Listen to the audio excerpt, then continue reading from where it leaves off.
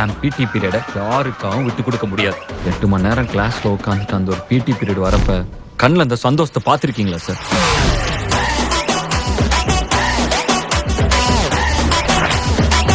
எதுக்கு பசங்க கிட்டலாம் வானதி மிஸ் உங்களான்னு சொல்லி வச்சிருக்கீங்க? பொய் சொல்றேன்னு சார்.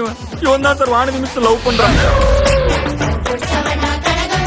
ஸ்கூலுக்கு போகும்போது நான் வழியில எங்கேயும் நிக்க கூடாது. ஏதாவது பிரச்சனைனா பார்த்துட்டு பார்க்காத மாதிரி போயிடணும்.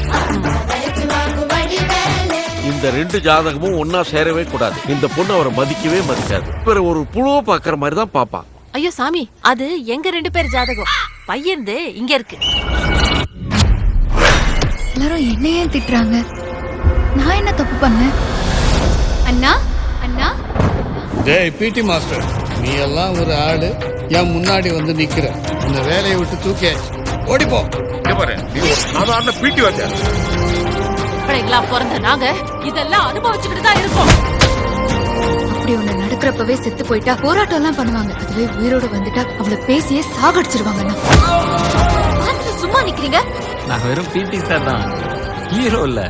மைக் டைசன் என்ன சொல்லியிருக்கிறார்? எதிர்த்து அடிக்கணும்னு மட்டும் சொல்லல, எந்த சூழ்நிலையிலையும் யாருக்கும் பயப்படாதுன்னு சொல்லியிருக்கிறார்.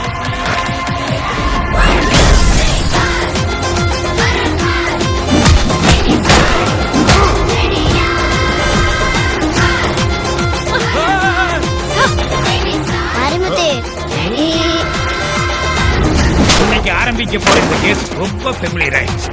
அடிதடி லெவலுக்கு போகாம ஆர்குமெண்ட் பண்ணுங்க. படிக்கிற பொண்ணை படுக்க கூப்பிட அவனுக்கு தைரியம் வரப்ப அதை எழுத்து கேட்க எனக்கு வரக்கூடாதா?